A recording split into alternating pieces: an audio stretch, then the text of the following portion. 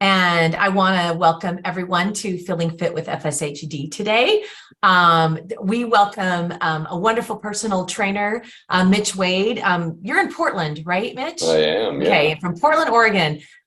Mitch is an absolute legend among the FSHD community, both for his understanding of FSHD and the results that he's achieved with clients to help them restore strength, their range of motion and function. During the pandemic, Mitch was kind enough to regularly share his workouts he did with one of his clients, his FSHD clients actually, who really showed promising results. And we were just talking about that. So you can find all of those recordings that the sessions that Mitch did on our YouTube channel called Fitness with Bill and Mitch. And just as a quick disclaimer, we got to say no one can reverse the FSHD disease process.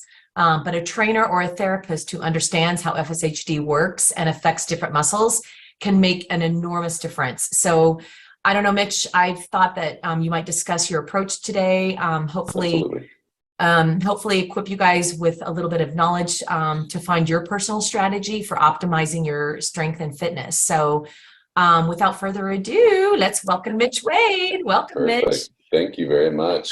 It's always a pleasure to come on and speak, some of the awesome experiences that I've had with, yes, Dr. Bill Herzberg, and then myself at a very big gym originally and around probably 5 or 6 years ago. So it's been a long journey. It's been an awesome journey, a fun journey, a hard journey. And those are things that I always like to make sure I'm presenting very clearly is it was a hard journey. And I did this a couple of days ago as well with a different group. And I think one of my key words was it's work. It takes work. So don't think that, like what Beth said as well, we're not going to change the world. We're going to adjust. We're going to adapt. And that's more of what we're trying to do here. We're trying to learn about the body.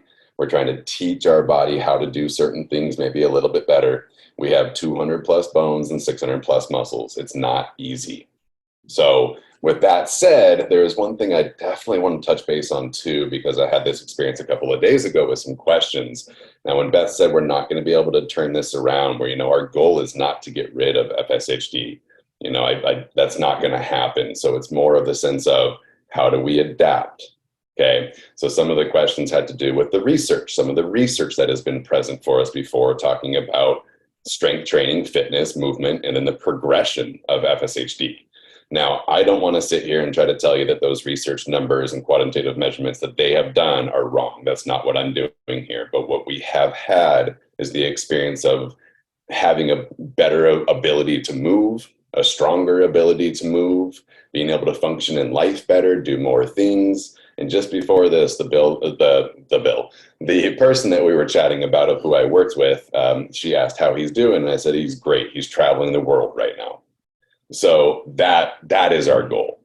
Our goal is to have him tell me those things all the time, saying, oh, I went and did this. We have a mountain around here called Mount Tabor, relatively close to where he lives. He said, oh, I went and did Tabor yesterday. And, I love hearing those things. And it's from all my clients. I like to hear that you guys are able to go and do this with your kids, your grandkids, or go and do this with your friends if you choose to do it, and that's any of my clients. So one big thing that I always like to really present as well is I don't necessarily approach an FSHD client different than any other client. We all need to move. We all have, like I said, we all have bones and we all have muscles. Our muscles control our bones, and that's what we need to focus on. There are asymmetries when it comes to FSHD. There are asymmetries when it comes to not FSHD. So again, I'm looking at what kind of exercises can we do? What kind of exercises should we do? And when it comes to that, yes, there's maybe a little bit more of a focus with the FSHD groups. So with that said, that's usually where I like to get started with some of the things that are a more area of focus for Bill and I. And I'll just start from the bottom. The feet. I find the feet to be extremely important. But again, I can bring that right back out to anybody and everybody. I think the feet are important. I have a mentor that says if you had abdominals on the bottom of your feet, you might focus on them more. So, we're on our feet a lot. If we're not able to stand on our feet, I think that's a great spot for you to start. I have also worked with a gentleman who has been paralyzed, or he was paralyzed, not anymore technically, He had an accident and was paralyzed from T6 and down. So this is all new in between the last time that I was doing some webinars. And it took probably about 2.5 years, but he was not able to move. I'd probably say for the good first year, rather, of us working. And then things started sparking. Things started working again. And Bill and I had very, very, very similar results. We had different techniques that we would use and stuff like that. And I'll share those in a little bit. But our techniques might not be exactly what you need either. You have to be creative. There's a lot of different ideas and things that you can do. We need to do them safely, and we need to do them productively. How do you do that? That's the harder part, for sure. But there are a lot of people out there that definitely understand the body just like I do, and are probably willing to at least learn a little bit as to how it's going to be, involved with somebody with FSHD. So going back to the feet, usually the ankles are a little unstable. Dr. Herzberg, I should be careful there. Dr. Herzberg, he has some apparatuses that he made for his feet and ankles to really just create some stability. So I get asked that question quite often is, what is he wearing, in the videos and stuff. And I'll just put this out here to answer maybe to more people. He made those himself. So Dr. Herzberg is a very, very brilliant man. And I believe he did all the little specs on it and made the dimensions and got it fit, perfectly to his foot. So the purpose of it, though, is it's just really a hard piece of plastic, rather, that goes over the tops of his toes up to the front of the shin bone, rather, and just kind of locks the ankle a little bit in place. It's not as intense as some of the other the apparatuses that I've seen, though. So we do work without those straps on. We do try to make it to the point that we can do other things, not just relying on the straps. The straps are more there for confidence. So what we do is anything between, some calf raises, some moves of the toes, the ability of moving the big toe, the ability of spreading the toes. Now, again, do I do this with everybody else too? Absolutely. I think everything is important. And if we're going to be on our feet all day, we need to make sure that those feet are activated, turned on. And then if you're not able to get on your feet, I think those feet need to be active and turned on. And that's what I did with my gentleman that was the paraplegic, partial paraplegic, for about a year. We would play with some TENS units, almost putting just a little activation in his feet. There's a lot of nerve endings in the feet to kind of get things stimulated again. We would try to play with the toes. If he can't do it himself, somebody else can do it. And that's what Bill and I did too. So I would do it for him a lot. So I really made this pretty clear too. Like I was saying a couple of days ago, I did another presentation, and I really made it clear that Bill and I hardly even got off the chair for the first few months when we first met. One, because it was brand new, and to be honest, I didn't really know exactly the direction I wanted to head. We had to kind of figure it out together. But he also needed confidence. Now, confidence when it comes to movement is huge. It's all good. Just because you're not the best at it doesn't mean that you're not going to get better. And sometimes if we have an ailment, it might be, maybe you might look at it as I do it even worse than everybody else. Well, I can tell you one thing, you're not going to get worse if you try. And if you try in a safe manner, and if you allow somebody to maybe assist you. So Bill and I would sit there and I would move his arms. I would move his arms in a way where it was, of course, comfortable. And then I would tell him what's moving, how the rib cage should maybe be moving with the arm bone and the shoulder blade, the scapula, and make his brain think about it. Now, the fun part is Bill is a neurologist. So his brain is, one, very smart, and two, he knows about kind of the mind-body connection. So I remember him telling me once, he said, we did a test one time where they put, a reading onto the muscle, and then they had the person think about firing that muscle, and it fired more. So literally just sitting there and thinking about the muscle, it works more. Now, what muscle is doing what actions? That's sometimes what you got to learn. If we think about our biceps, a lot of us are relatively familiar with the biceps. It bends the elbow. Now, that's another one with FSH that sometimes tends to be weaker, and we'll go there in just a moment. But knowing that the elbow, when it bends, the bicep does a lot of that work is very valuable. And then we can go to the other muscles, our calves, our soleus, our gastrocnemius, the one of another area down low by the lower legs that is relatively weak in the FSHD community. So finding some of those pushes. I would have Bill sit down. I would put his lower leg on my leg. I'd have him just push into my hand. And then I would tap his gastrocnemius, his calf muscle. And then all of a sudden it would start working more. So he feels the sensory of me sitting there, kind of being annoying and tapping his muscle. But then when he works it, guess what? It started working more. And it wasn't super, super aggressive. It didn't need to be. But we did it for a little while and it didn't get worse, I can tell you that. And it definitely got better. I just can't promise that to everyone. But in our situation, it did. And that was awesome. So that kind of led us into like, oh my gosh, we could probably do that with other muscles too. And we did. We did it with the arms. We did it with the core. We did it with, breathing. I think breathing is huge. I'm gonna share a little example of something I learned yesterday, which was pretty cool. I guess I didn't really learn. I just kind of correlated it too. There was a question yesterday saying, I can't really do any of that. My doctors are nervous for me to go work with somebody if they don't really know the disease rather. And they don't, let's say all of a sudden they ask you to do a crazy move and it's like, I'm not sure if that's the smartest idea. Because anybody, if they're not used to firing those muscles, if you ask the body to fire them, repercussion can happen. And, lots of repercussions, strains, tears in muscles, or just the progression, like some of the research shows with FSHD. So again, going back to it, you got to be safe. You've got to know how much, intensity to give the body. And then listen. Your body will tell you. If it tells you bad, if it gives you repercussion, you maybe did too much, or maybe we just did the wrong exercise too soon. So we started, like I said, really light, just working those feet, getting the calves to fire a bit. And then I explained to him what's going on, try to almost point the big toe or small toe more, make it to the point that it's a little bit like our walking gait, which comes with our feet hitting the ground and our big toe rolling inwards. So there's a lot of little goofy things that you can do, or sometimes you don't need to explain it all the way. But with somebody that's knowledgeable for the body, we'll tell you, okay, now try to point the big toe. And it gets different muscle groups and different bone movement to happen. So this all comes from Bill sitting on a chair with his leg forward, and we're working the lower legs.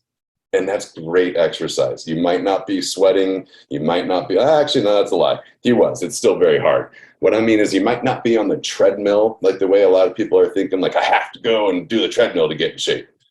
And that is, I know that sounds maybe a little bit like, exaggerate. No, I worked in a very big gym for a long time. And some of the things that I would hear would be surprising.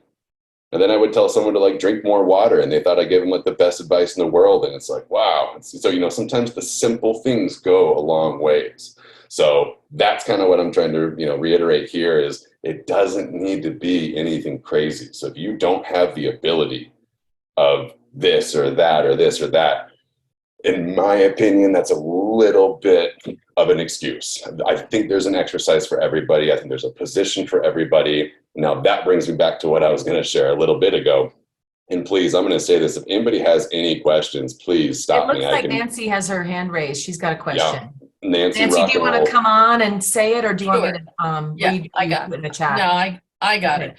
Because actually when Mitch started talking about moving his where you place your big toe, I was thinking that I was wondering if that actually answered my question. I've been, because I fell recently, playing with my grandchildren, and really did a number on my face. It made me take more seriously the FSHD, because right now I'm pretty good. But I can feel things deteriorating. Mm-hmm. So one of the things I started to do, I went to this, now I'm not that old, but I went to a balance and fitness class, and it ended up that all the people in there were like 70 or 80. And I was like, maybe this is not the right class for me. But when I went, the balance things that she was talking about, I was having a hard time doing.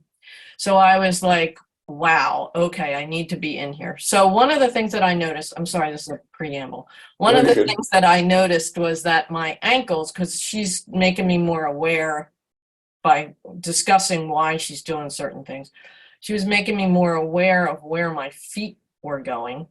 And I noticed that I tend to roll out, my ankles are rolling out, which connects to what you were saying. This is where this all comes from. So, Yes. and I was thinking that that might be why I'm losing my balance a lot more. Like I have to hold on to the wall a lot more, going up and down the steps, turning around corners. It's just like I feel like I have to hold myself up a lot more than I ever did. So I'm thinking about what you just said. If my ankles are rolling out, and then you said something about the toes. I was just going to ask, what exercises would you recommend to sort of balance those ankles a little better? I've always had that thing where you, when you walk, and then your shoes, you end up with lower on the outside. Kind So I of a always wear had and that tear going on the on. outside. Yeah, and Mhm. so I'm thinking that maybe this is where I should start anyway. I think you are exactly right. So what I would give you for advice there is start as easy as you can and make it to the point that your brain can one do it, understand it, and standing like it's a little bit like this. If somebody comes in and says, "Hey, I really want to jump higher," I'm not just going to tell them, "Okay, let's jump 5,000 times in this session. We should probably be able to jump higher tomorrow." It's going to be more of a, okay, how do we kind of break this Right, down to right, get the individual toes to start working and then start, so you get like some sensory feel, because you have to have that connection. And, working with my partial paraplegic, that I learned a lot there where it's like, move it. And he goes, "I can't." I'm like, okay. And then I would move it. okay, And then he would be like, "Oh, wow." He's going like, "Wow, that feels really good." So I moved it. And then I would say, "Can you keep moving it?" And it didn't work. It didn't work right away. So if you try this, be okay with it not working right away. right, But I can tell you right now, he's walking, so it does work. right, And is it going to work for you? No, I just can't make those promises. I mean, right, everybody is different, but I exactly. can tell you it won't get worse as long as you do it in a safe environment, of course. And what I would give you, just without knowing some real deep Right. details as to what you can and can't do, is I would say just sit down. Now, there are something called like yoga blocks, of course, and then yoga wedges. If you don't have a yoga wedge, I have made a makeshift one at a somebody's house with like a piece of board and a rock. So just really anything that's like so and slanted. Now put your foot on there and then Okay. try to allow yourself to make pressure points from outside heel to big toe, almost like as if we were walking forward. Okay. If we're standing tall, we should have something called a tripod: big toe, small toe, and heel. Now, if you're in all three of those, kind of like a tripod for a camera, where does the camera sit in that tripod? Right in the center. So your body weight is more in the center of your arches. If you don't have your outside heel or your heel at all, you're going to be too far forward to your balls of your feet. So in general, that's where we'd want to get you to. And then, of course, walking and standing and stepping and squatting and lunging, that those are all further down the road. You got to know, you got to know first grade before you go to second grade. And first grade right now is teaching those feet to start moving. So if you put your foot on a little bit of like a wedge, and the toes are on the high point, that kind of prompts the floor, the wedge, to suction cup up through those toes. If you can't really get it downwards, then it kind of brings it upwards. And then you can try to make that pressure down. If you're not able to do that, maybe have someone assist you. If you need to be able to think about that a little bit more, I sometimes will put a band, any kind of band, a TheraBand, or even a belt. I'm sure most of us have a belt at home. Put it underneath your big toe and then pull the belt. You'll feel the sensory of the belt underneath the big toe, and then you have to push down into that belt, or else the belt's going to come out. Okay. Does that make sense? What you just said made sense. I wasn't quite following it before that, but okay. Okay. So Because if I try, I guess what I'm trying to do then is you're trying to pressure point where your big toe is, and then and that's going to pull the heel on the other side, the opposite side, up a little bit. It Is will, yeah. is that A very tad bit. Now, you know, if you're having a harder time, you know, bringing the big toe downwards, I'm going to guess that your pressure points are a little heavy back towards your back heel. Mm-hmm. And so once you go there, you know, I like this analogy of rock the boat, but don't tip the boat. Mm-hmm. You know, so it is, and it's called pronation and supination. So I always do this too. I remember this from anatomy of how to remember things. Supination is like holding a bowl of soup. So if you flip your hand around, you're holding a bowl of soup, that's supination of your forearm. So then the same thing with your foot. If it goes in, it's pronation. And then if it goes out, it's supination. Okay. But then still think of, again, it's rock the boat, don't tilt it. So like, you know, if we're way too far one of the ways to the other, then you just got to bring it back in. So it's putting a lot of stress to those ankles, which is, you know, we want the ankles to be very mobile so that they don't take the stress up to the knees, but they also have to be very stable too. So, you know, I mean, I could probably talk about this whole thing, like my feet for an hour, because I think they're so important to how it relays up our body, you know. And then let me talk about that real quickly too. Let's just say in general with like a walking stride, we don't have that outside heel contact and you're almost kind of starting in. So then we do our natural pronation, but yet you kind of start in, you're going to pronate too far. And then that's a really common thing where the ankle will go too far, the knee will travel in, then some hips have to overwork. And that's just when we got to kind of step back and say, okay, where can I find a couple exercises that will teach this position? Now, most of the time teaching positions, I don't have people move very much. They stay in the position underneath isometric contraction, which means that your muscles are firing rather, but we're not moving. So that is a really good approach that I've taken before for teaching anybody, but me and Bill had some great results there too. But isometric contraction lets you stay in one spot so the distractions are less, and then you can try to engage into those muscles that we're trying to teach.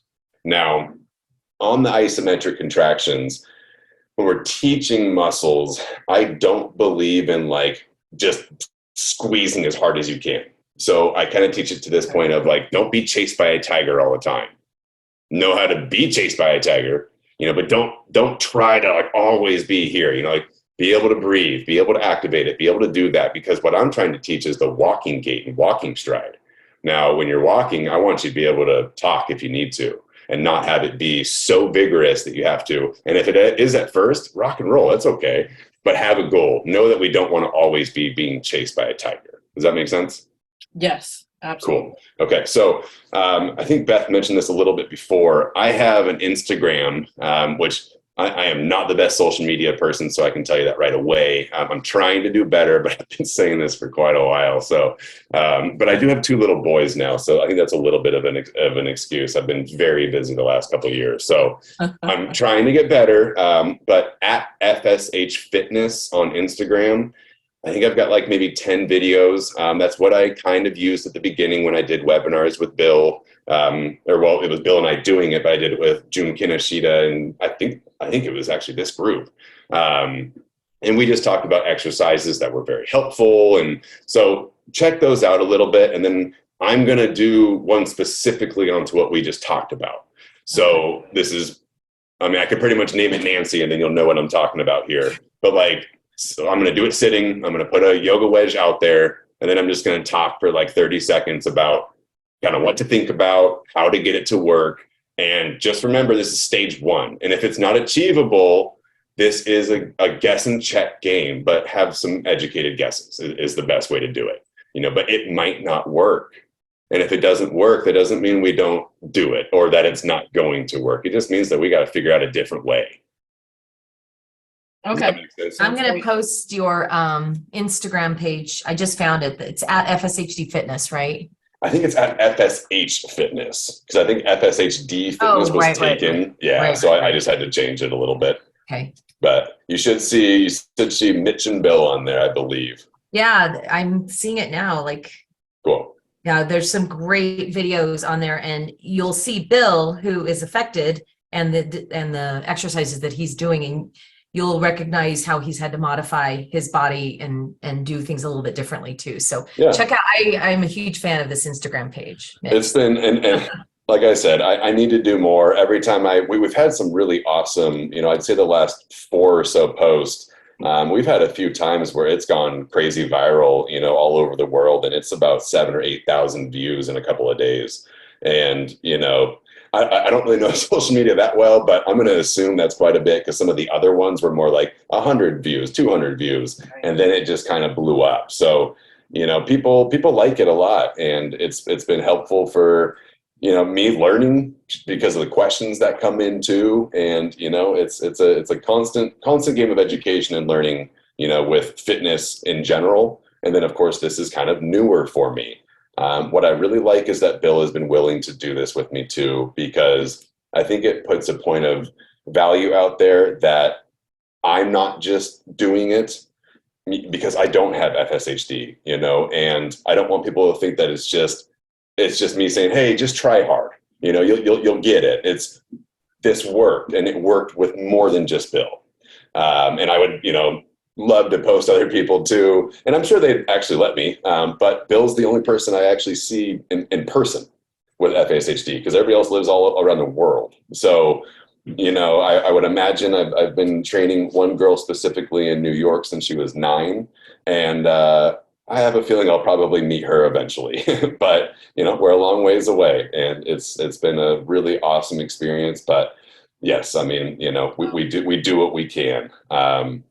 I want to go back to this a little bit though, actually, and Nancy, this is a little bit driven towards you again. I will do leg presses and this is the reason I think about this is because I want to do this with my younger girl. I'm just not in person. And a leg press, you can work your feet that way. So I do this with I have a couple of male and females that are just a little bit older that want to, I'm their leg press. So they put their foot into my hand, and then I have sensory nerve fields where I'm saying, hey, more heel, hey, more outside toe, hey, more here. And then I literally am just going back and forth. That is, I would say, a huge way that I got my partial paraplegic back walking. That is a huge way where I got Bill's feet to start making pressure points into mine, and then getting his quads and his glutes and his core to fire. And then when he was on his back, he's able to stabilize his core. And that was huge. So Nancy, if you're able to, lay on the back and have someone do that. If you're not, you can probably be in a chair and do that. And then, also like an inclined bed, if you have that. That's where I work with my partial paraplegic. So I think anywhere, bed, chair, or on the back, is fine. So if you're willing, there's an ability to do it. So also a great exercise there. And when that person, if you're putting your foot against them, are they trying to get you to do all 3 points at once, and you're telling them, a little more on your toe, a little more, or are they asking you to change so that you're actually exercising? You know what I mean? Like, I want a little more right toe, now left toe, or good question.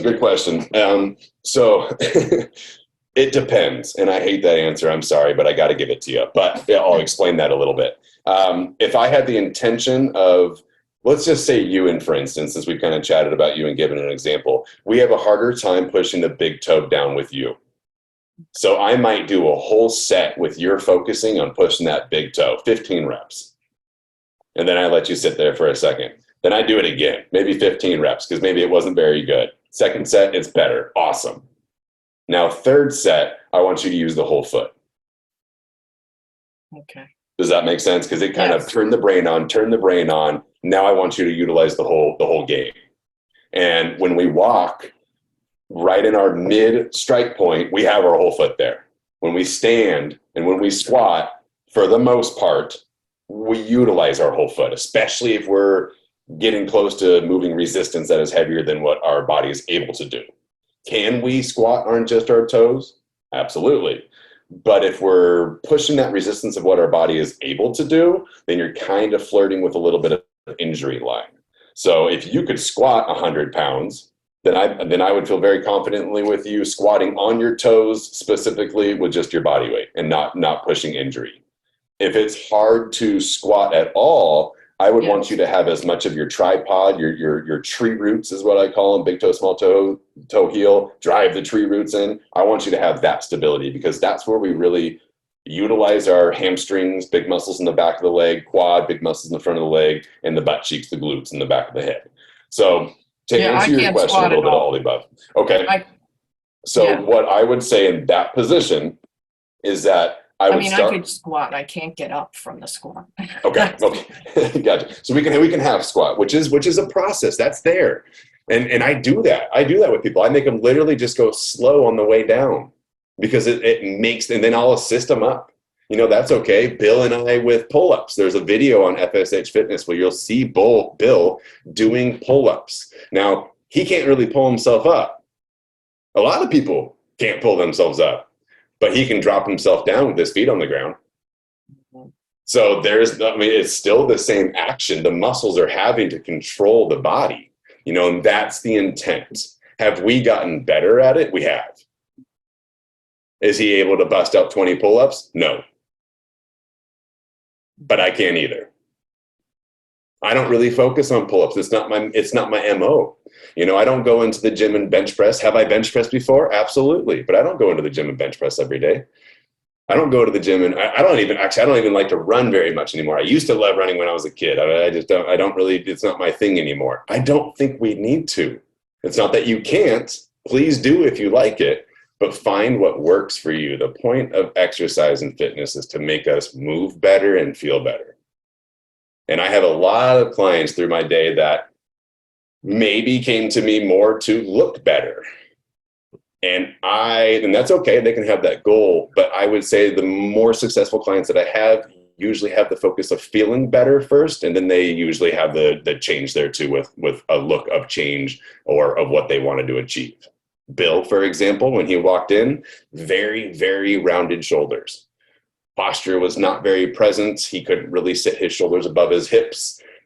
I would say probably 2 years into it, maybe a little longer. He was walking into a newer gym that I was at, and I didn't even recognize him. He was walking across the street. I looked over at him, I looked back at him, and I looked back at him again. And I was like, oh my gosh. And that was, I will remember that moment, and I've shared that moment before because we changed his position. Now, he was short in the front with the rounded shoulders, so we actually worked the back to pull those reinforcements back. Our body is a game of a constant tug of war, technically, where it's if a bone is here, think about this actually. Cell phone towers, they sit nice and tall, and there's wires all the way around. And if it's leaned over, that wire is short. You don't just want to stretch this wire, it'll probably come back. We want to strengthen that wire and bring it back into the center. So with our body, if it's short up here, I don't want to just stretch. You can stretch, it probably feels great. But then think about strengthening back there. So it actually sets things in stone, and then your posture is in a better position. When our posture is in the right position, we utilize the engine the best, our full body. Similar to a car. If you had one wheel that was pointing right, but you're trying to drive straight, I don't think you drive that car. But we sometimes do it with our bodies. We put our bodies under stress, and and that's anybody and everybody that I'm talking about right now. It doesn't matter whether it's FSHD. We have to be aware of how our bodies work, how our joints move, and how they move together. Going back to it, Nancy, I would start with just sitting on the ground, and I would have the person try to get your whole foot rather into their hand or on a board. I've used a board before. If the person's hand is too small or whatever, just be creative and just have the person give you a little less than what you can give out and control. And you got to think about your whole foot. If you can't push and keep the whole foot on there, just find a wall, find something very secure and try to create that push. Whole tripod, find your foot and see if you can activate it. Now, in the exercise that I put on the FSH Fitness, when I have you push your big toe down, you're thinking about something. We're not trying to literally get your big toe to be the strongest muscle. It's not a very big muscle. But when your big toe goes down, that relays all the way up to our upper legs, our quads, hamstrings, and butt cheeks. And that's what we're trying to get. And if you can't get it, we work on it. And I've had plenty of people, FSHD or not be able to find their glute until I give them a couple of cues. breathing, and then all of a sudden, like, oh, yeah, I got it. And then we sit there. And we sit there for 30, 40 seconds. And I remind them that we're talking. I don't need you to be squeezing. I need you to have it there. And then develop that brain connection of that's what I do. And that's what turns on. And there's ways of doing that. It might not work right away. So be patient with it. Try something different if it's not working right away. Try something smaller to get to that bigger picture if it's not working right away. And if you can't figure that out, seek it. Seek someone to help you out. There's plenty of smart people out there. Whether they know the FSHD specifically, you're learning, you're here right now, so you're learning, teach them. Teach them. You know, I mean, there's plenty of people out there that know how to, how the foot works, the supination, pronation, and it's a learning experience. But I can guarantee you'll have a better time in the long run if you teach yourself this process too, not just have someone kind of pull you through it. If you start to understand what you should do on a daily basis, then your body will change too. But if we don't use it or don't try it, I heavily believe in that we lose it. We lose the functions of doing that. It's kind of like, driving a car. If you haven't driven a car in just a couple of days, or you go on vacation, you come back and you do something that you do all the time at home, you're like, oh, wow, whew, feels a little different, feels a little new. Well, imagine if you haven't exercised or moved a big toe in over a year or more. It might be a little bit tough to do. And then, of course, there's other ways too, like partial paraplegic or maybe FSHD that is causing that to have a little bit of a hard connection. Teach it. We've had some very good success. I've had very good success with many, many people too, not just Bill, of teaching those modalities to turn those muscles on. And it's been a very good success. So unless you got another question there, I do want to move to the core. The core is probably the next biggest one. Actually, they're all pretty evenly spread. The ankles are big, mostly because the apparatuses that Bill uses. I switch that and tell you that I want you to work your feet because I think it's important. So my message from the feet, so the last comment there is work your feet, don't rely on the apparatuses. Use them for comfortability, but work your feet too. It's kind of like a knee brace. I'll tell my clients that, like, when we exercise, we're not going to use the brace. If you're out there and going to play in a soccer game and you feel more confident that way, rock and roll. But when we exercise, we're going to teach the body to do it without the crutch. If we need a crutch for a little bit to then graduate eventually, fine. But if you have a crutch, don't rely on the crutch forever because it's there for assistance, not for guidance forever, rather, I guess, if that's kind of put the right way. So back to the core. Lower abs. Very, very common to see lower abs be weak in the FSHD group. Very, very common to see the lower abs weak in anybody and everybody as well. So again, just approaching to what we need and, how we need to do this. I don't look at it as FSHD. I look at it as just a person needing to get their lower abs working. What exercises do we need to do? That's it. And I've done this exercise with everyone. It's a dead bug, okay? Dead bugs can be done in a lot of different ways. If you can't get on the ground, we can do it again laying on the back, or on the bed, excuse me. In the chair, you can probably do it some which way or another. We can be creative. But I'm going to explain it right now as on your back. So if you're able to get on your back, you lay flat, you put your hands up if you can. If you cannot, we cross our arms, totally fine. We bring our legs off the ground, and that is more of what is the assistance, is as soon as you bring those legs off the ground, it tilts your pelvis backwards. Okay, so it allows you to be a little flatter rather towards the ground, your spine and your pelvis. I'll tell you right now, your spine is not flat, but it's going to be feeling more that way. Okay, now, when we're standing, for the most part, I tell people your pelvis is a bowl of water and your rib cage is an upside down bowl of water, and they need to be facing each other. In FSH, with the anterior tilt, it's common to have here, where the pelvis is forward and the rib cage is a little bit forward. When we go onto our back, it brings them back together. Now, I can have people do 50 sit-ups, and they're like, yeah, I feel my abs. I'm like, cool, really awesome. Now, I can also have you breathe in this position And I'll bet you it's almost harder than doing 50 sit-ups. In a way, you're not moving. You're teaching a whole hell of a lot more muscles than just the abdominals, and we have them. And I voice this very strongly to everybody. Our core is not our abdominals. Bottom line, our core is not our abdominals. We have 17 attachment points. I believe that's still the number. Sometimes they change. 17 attachment points on the bottom of each side of our pelvis. Our pelvis is a part of our core. So every one of those muscles down low, 17 attachment points, I think is a little bit of a factor to our core. Our abs are definitely a part of our core. I'm not saying that. That's kind of like me not saying the treadmill is not good. It's good. Walk, awesome. But it's not just our abs. We have deep muscles, transverse abdominis. The rectus abdominis is the abs that everybody sees. We have our oblique systems. We have our extensors in our back that help allow our spine to sit where it needs to be. There's so much going on there that we need to kind of figure out a little bit more of that whole system. And where I find the whole system to work best is when we can attach our breathing to our movements. And it's not simple. Now, that is a little bit of what I started to mention earlier. And then I think we went somewhere else, was the question that I was asked a couple of days ago. If I'm not able to do this because my therapist don't want me to go see, or I think it was the doctor didn't want me to go see somebody because they were just nervous about doing too intense. I said, start with breathing. Just breathing. And I think the cues, and chances are everybody will kind of start doing this right now, because I always do when someone tells me, but lower ribs, breathe them out. So if you kind of think of the lower ribs and then a slow exhale,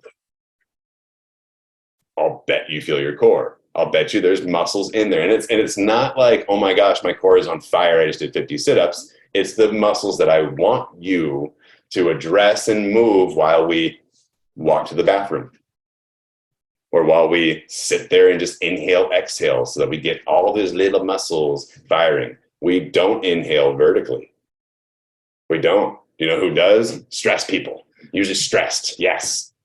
Shoulders up in the neck, and that's okay. We all get stressed. Life is stressful. But I don't want these upper tracts to be firing. And sometimes that's also prominent with FSHD because of the weaker front sides and backside balance. So it shifts the scaps up. Then we're sitting in that position and we're almost a little bit just kind of predisposed to doing that too. So come back to a neutral spot and focus on breathing.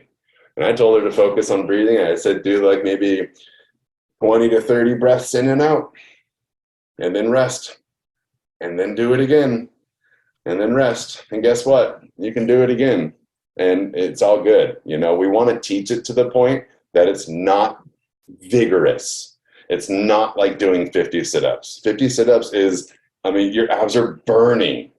And I don't know about you guys, but I don't walk around the store doing a sit-up. So it's not a horrible thing if you want to make that happen, but it's not necessarily it's not ergonomically, the way we're supposed to walk.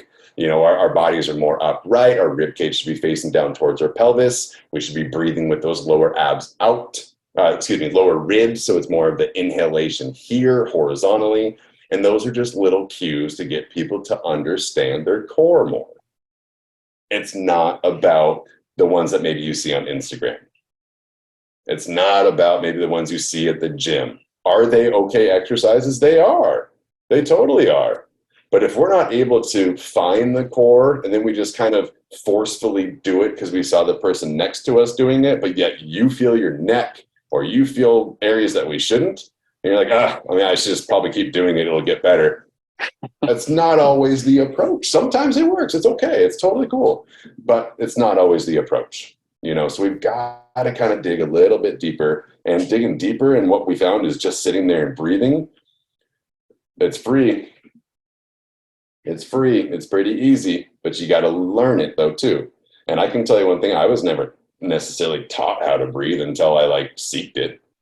And I was like, oh, interesting. Well, that's different than I thought. Because, I totally thought abs were, let's do some crunches. Let's work the core. Let's get the abs rolling. That makes sense to me. Well, and again, they are strong. Abs are important, but it's not the only set and approach that I want you to do. So I believe somewhere on those videos, it would be something to do with me and Bill doing some core stuff. One of them, pretty positive it's on there. It's called a Pavlov press. And what he's doing is I think he has a handle. I have the band, so I'm walking around him. He's got the handle. He's standing in like a soccer goalie, tennis player position. I just call it a ready position. And he's got the hands reached out in front. Okay, if it goes way too far forward, it gets harder and the shoulders take over. So just a little bit in front, and then he's trying to resist the rotation. I'm walking around him. I usually have fun with his exercise. I swing the rope all over the place, and then he starts laughing, and then, it makes it fun because then he contracts his abs more. So, I do it on purpose. We have fun. Exercise needs to be fun-ish in some way, or else I promise you it's really easy to not do exercise too. So find a way to make it a little bit fun. But when we do this, he feels it. And then he starts breathing. And then we start moving it around left and right. And then we give him a little break. Now that's turning on his anti-rotation muscles. I'm trying to rotate him. He's not letting me. Now, if I just sat there and just pulled as hard as I could, that's not really the point. So if you don't have me or you don't have somebody to help you, find something rather sturdy. Door handles work pretty good if you create the right angle. Kitchen handle or fridge handle sometimes. There's a lot of options, sometimes. And then if you want to go into a garage and drill something into the wall to have an attachment, be my guest. But we don't need anything crazy here. A band, a lot of times Amazon, $5 to $10. You don't even need the handle. Attach it to something, hold it here, and breathe. What was the breathing cues? Lower ribs, breathe them out. Inhale in through the nose, slow exhale. I'll bet you feel your core. And that's a great start. It's a great start because as soon as we maybe try to go for squats, Nancy, or if we try to go for standing, I want you to be here. I don't want you to be holding onto the railing so darn hard that that's the only way that we're standing. Now I get it. When I get my partial paraplegic on his feet and start to make him walk now, you know where he's at? I call it white knuckle, like we're driving. I say, take your knuckles away, and he knows what I mean. We got to put our energy back to where we need it. And we've been doing this for a while now, him and I, and he still needs reminders. It's really easy to go to where it feels easier, but it's not necessarily always the best for us either. Exercising is hard. Being fit is hard. But sometimes, not being fit is hard too. Not being able to do certain things, not being able to maybe go to the restroom on your own, not being able to drink water. Bill and I were very close to that stage. I always share this story too. He told me a couple of years into it, he said, hey, don't tell my wife, but I'm able to unload the dishes now. So, those things are huge. I love to hear that, where it's the quality of life, whether or not we all like unloading and loading dishes. It's the same thing of like being able to put your socks on, be able to grab something here and do it here and put it there and, have dexterity with the hands. We've created a lot of that to come back. And it doesn't take anything crazy, Another reference point here that we had really good success, I'd say Bill and I still do on a regular, mostly for warm-ups now, just so we can kind of catch up and when we first see each other. It's the video where he's sitting in a chair, and it's the only video on the FSH Fitness where I think it's not in a gym, so you'll probably see it. And we're using a dowel. The dowel is $8 to $10, $7, something like that at Home Depot. Don't spend any more. If you don't want to spend that, you could probably find a really cool stick and it would work. Or a broomstick. A lot of us have a broomstick. Now, I am the leg press, like when we did with the legs. I'm just the press for the upper body now. So I have Bill pushing into the dowel, and I push against him, and then I have him pulling it, and I pull away. Okay, the bottom part, make sure it's somewhat anchored in either with the foot or against something. And then it's just back and forth. So he gets his chest when he pushes. He gets his lat and scapular movements in the back when he pulls. And then I just give him some cues. Guess what the cues are? Breathe. So we come back to the breathing because when he's pushing and pulling, I need his core working. I don't need him doing a sit-up while he's pushing and pulling. I need his core working. I need him to be upright. That's more of what we need on a regular basis. If we're sitting at the table, we're not going to do a crunch to go forward, maybe a little bit if it's a low table. We want to be able to reach forward, hinge forward, push forward with the arm, pull it back if we need to, grab something heavier and bring it to us. It's light, but it's still, everyday function. We do it a lot more than we think. So if we lose the ability of doing it, that's when we realize how much we do it. And sometimes these little exercises is what's brought us to being able to do it again. So going back to it, it doesn't take a ton. It takes a plan. It takes a little bit of knowledge of knowing what you're working, when you're working, and then just doing it, putting the work in, putting the time in. And another thing I would say too is, like I said, I worked at a very big gym. The New Year's resolutions were always fun. What would you see for a month? They were there for 5 hours a day. And it's like, I don't have that time. I'm not sure where you're going to find that time, but they found it for a month, but then they didn't find it for the next 11, so that doesn't really necessarily work. I like 5 minutes in the morning. I call it WD-40. Pretty self-explanatory. Spray that WD-40 on the joints, make yourself move better. It's not just one day. If you do it for the rest of your life, if you skip a day, by all means, rest and enjoy. But if you do it consistently and on a regular basis, your body will learn. You're not going to get worse. Your body will learn. And then if you stop, developing the ideas of what to do, reach out. You can reach out to me, of course, but reach out. There's a ton of people out there that have all sorts of cool exercises. But, again, I don't need you to go onto a pull-up bar and do a half pull-up and a curl and a sit-up at once to be the best, mover in the world. Not at all. We just need to find some simple things. Nancy and I talked about big toe. We're going to start with the big toe. That's it. We haven't talked about anything else. We're starting at the big toe. Why? Because it's important all the way up. If the feet work, let's go our way up. The quads need to be fired. Can we knee extend? Can we pull the foot in? If we can't, let's work on it. I have my guy Peter and Bill sit in a chair. I will push my hand in the front of their shin. They do an extension. So I just replaced about a $4,000 machine with my hand. If you get stronger and you need the $4,000 machine, go get the gym membership and go buy the machine and bring it to your house. Whatever works fine. But go to the gym membership and use the knee extension. But I have confidence now that Bill and my other guy can go into that gym, replicate the knee extension because we talked about what to do and how to do it. And do you think I maybe mentioned the core a little bit when I talked about knee extensions? I didn't forget it. I can tell you that. It's got to be there. So our stages, all of our stages bring us into, new things, a little bit harder things. When you go into something harder, it shouldn't feel overwhelmingly harder, or maybe you're going from like 1st grade to 5th grade. And that's just, it's too much. How often do we see that at the gym? Every day. Because we all want so much so quick. You've got to be patient. You've got to be patient. You've got to teach the body. And like I said, it takes time and it takes work. It just does. And I've really experienced that the last few years where I've had a little bit less time to put the work in for myself, and yeah, you feel it. I feel like I'm not quite as spry on my feet.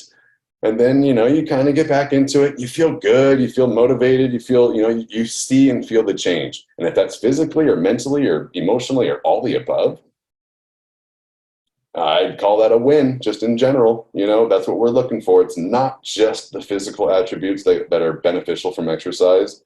There's tons of things, and of course, usually when it starts to get nice, and in Portland, I'm not sure where everyone else is from, but in Portland, we have rain here quite often for at least half the year, if not more. So right around this time of the year, we start seeing all these awesome little posts of sunshine and what sunshine does for you. And it is just insane are these numbers specific? I'm sure they're a little bit vague, but it talked about 20 minutes of just oxygen, not even sunshine necessarily, but getting outside, what it does for your actual blood vessels, and then what that in place does to everything in your body because your blood is pumping a little bit more efficiently. It's crazy. And that's just all you got to do is just go outside or open the window. If that's what we do, there's a lot of options to giving ourselves a little bit more health. And that's where we just got to look into it and start somewhere. And again, if you need the support groups, this is a great support group. The gym can be a great support group. A friend can be a great support group. But find something, find something to either motivate you or maybe somebody to help you or someone to teach you. It is motivating, and it's also kind of keeps you a little bit accountable too. We all need it. Even myself, I can sit here and preach it, but I made it too. I have a question for you, Mitch. How did you No. get so well educated on, how FSH affects certain muscles and what to do and what not to do? How did you, because I feel like a lot of folks here and probably will be listening to this recording are going to want to do something locally, maybe get involved with a local trainer so that they have the touch like you have. What recommendation can they give to their trainer or to their physical therapist? That Absolutely. Yeah. Great question. It's, I wish I had one answer. You have to develop the relationship with them first. You have to be able to feel very open to tell them, hey, this is not working, or B, this hurts, or C, I'm not ready for that. But they have to be willing to do some research, because when I say the research is, I was really trying to be clear on that earlier. It's not wrong, and we're not trying to prove it wrong. We're just kind of trying to find a spot where fitness and FSHD fit in between. Now, running a marathon, I don't know if that's the best idea, but I don't think that's the best idea for anybody that doesn't know how to run long distances. So in general, I think instead of really focusing that, the research has shown that if you push too hard, it just deteriorates and increases the pace. I haven't found that to be true or the case for my clients, so I can say that very confidently there. But I can't say that if I just pushed, in a not safe manner, that it doesn't bring us into some repercussion, because I think that can happen to anybody and everybody. So for one, you have to be, smart and just aware of what you're doing, and so do they. And I think just talking about those expectations are huge. And what I mean by that is, when Bill first came in, what did I want to give him? The whole world. I wanted him to just have it all, but that wasn't the best approach. So the best approach was more of what Nancy and I talked about, of let's work on this. Let's work on this for a little while. And I don't mean for a year. We don't need to work on the big toe for a year, but I would say for a good couple of months, you at least address that toe. And you kind of do it as a warm up, because then when I address it with Bill something every time, I see him twice a week. When I address it every single time that we see him, do you think he probably develops a habit to do it without me? Yes. And that is also a big part of my goal.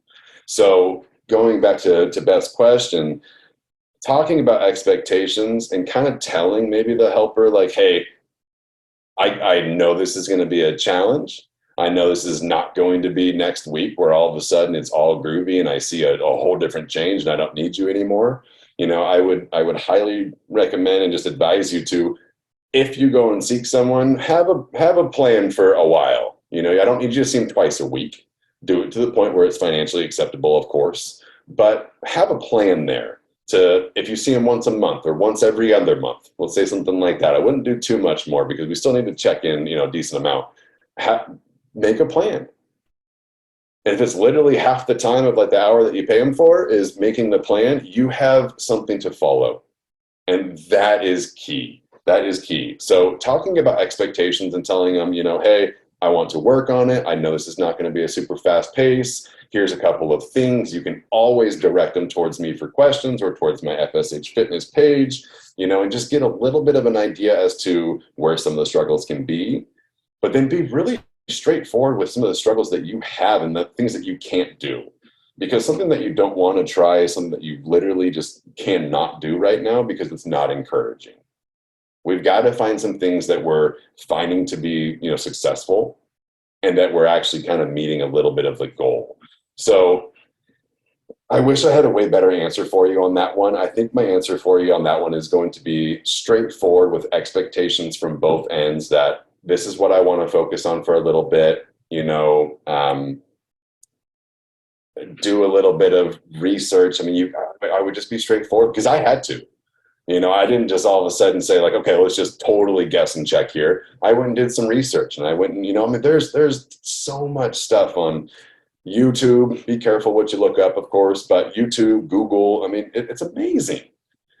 There is information out there. There are experiences out there. There are discussion boards out there. There's videos like this out here that we're doing right now. So there is information.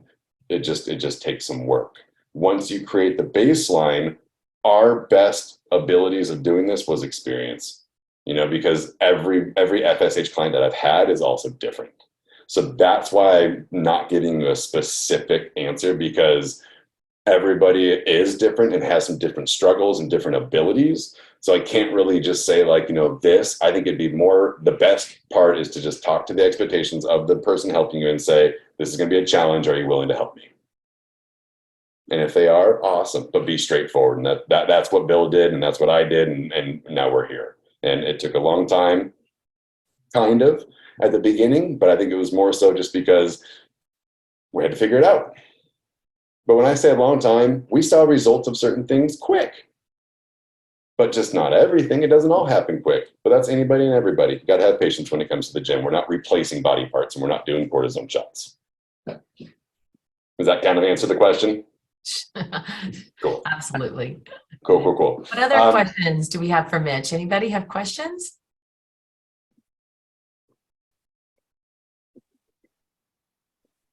Really quick, this is Jeff Garner from Idaho. Really quick on the dead bug, I've done this, but just to be clear on raising your legs, your legs are straight up and knees not bent. Is that correct? Knees are bent. If you can do bent a bit. Yeah, actually 90 degrees. Just right. Okay, that's what I thought. That's what I've done in the past, but I just wanted to clarify that. Yeah, honestly, man, thanks for speaking up. Now you can have another video on that. I need material. I can post thousands of things, but I don't really like to just post things that, that I like. Yeah. I want things that people are looking for, so that's why I think before everybody signed on, I was saying this to Beth. I said, please, interrupt me, chime in. That's what makes these conversations good, is because you guys are being heard, not just me sitting up here blabbing. And I can do it. Make some conversations. Absolutely. So big toe down. We got a little kind of clip it there, and then I'll do one on the dead bug, and I'll give a couple different variations. If you're not able to like hold up the legs all that well, which I've seen in one situation, and then the other side, the arms very well, there's just different things that we can do. We can put the legs up on the wall, because technically it's still putting you in that position. And if I have you breathe, I can almost guarantee you I can still get your core firing, whether you're holding your legs up or not. Now, if we use that crutch of the wall, are we intending to always use that crutch of the wall? No. How could we step back from that? Maybe go to the point where it's on like a physio ball. So the ball could roll left or right, and you have to stabilize it a little bit more. Then we could go to maybe my hands just holding his feet, and I can kind of take away a little bit of the pressure. So we've done that. That's why I'm able to kind of give you those quick answers. There's a way to do the exercises, even if it's, kind of, modified a little bit for whoever, whatever, why, and for whatever reason. The why is to get the core functioning and the body working together. So, again, everyone's different, but I'll give you a couple different kind of options there, just in case we're not able to do lower or upper, or maybe even get onto the back. So I'll try and be creative there too. Cool. Thank you. Absolutely, man. Absolutely. So yeah, I think really just one more thing real quick is the scapula. The scapula is the other thing that I have written down for us. Scapula is huge. This can be pretty quick. The very last video that I posted on there was for scapular weaning. So that's me doing the TRX, the rainbow rotations, golf swings, and there's one more, but I forget what it is. Check it out. If you have questions, please let me know. The scapula is a very big one. I know quite a few people have asked me about fused scapula, and if they're already fused, it definitely changes the abilities of doing things. If they're not, I can tell you right now that Bill was offered, and he's glad that he chose to work hard and do exercise, because the abilities can come back. We just got to work on them. So, the scapula, there's one muscle that really works to get the scapula close to the rib cage, and a lot of it really comes from a little bit of arm movement and a lot of bit of breathing. So that's why this little clip of the shoulder blade could be quick, because it's really just me repeating similar things that we already talked about. Scapulas are important for body posture. Rib cage is important for scapula to be where we need to be. So it all is together. You know, if you want some specific exercises on that, look at the FSH Fitness. The last one of the scapular winging is a great start, you know, and then specifics. You know, if you have a trainer, lead them towards what we're posting on there. And then if they have some more specific questions, they can totally ask me, or if yourself wants to do that too. It just, you know, I hate to answer again, but a lot of it does. It depends. Everyone is different. Everyone's got different size bones. Everyone's got different size bodies. It just depends. But a lot of those are a great way to kind of get you into the right direction. Nancy says, you're actually going to make me get an Instagram account?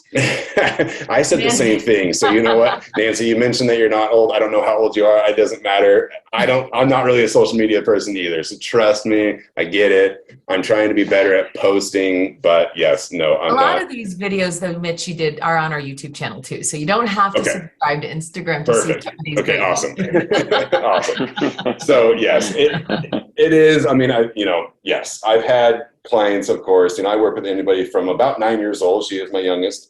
And then up to, I think 87 is the oldest client that I have at the moment. So I am all over the board. And I have had some people sign up for Instagram just so they can see those posts. So it's not horrible. You won't be getting, you know, all these crazy messages and emails, but it does give you a platform to at least be able to see it. If not, it sounds like there's a couple different options there too. Just don't start watching Reels, Nancy. You'll be on there for 3 hours. It is a little addicting for sure. So, well, very good. I mean, if there's any other questions, I am more than happy to answer. Of course, like I've said, I can sit here and chat about fitness and, you know, why I think it's important for anybody and everybody all day long. I really truly believe in it. But I also believe in you finding your path. What's the best way to get a hold of you, Mitch?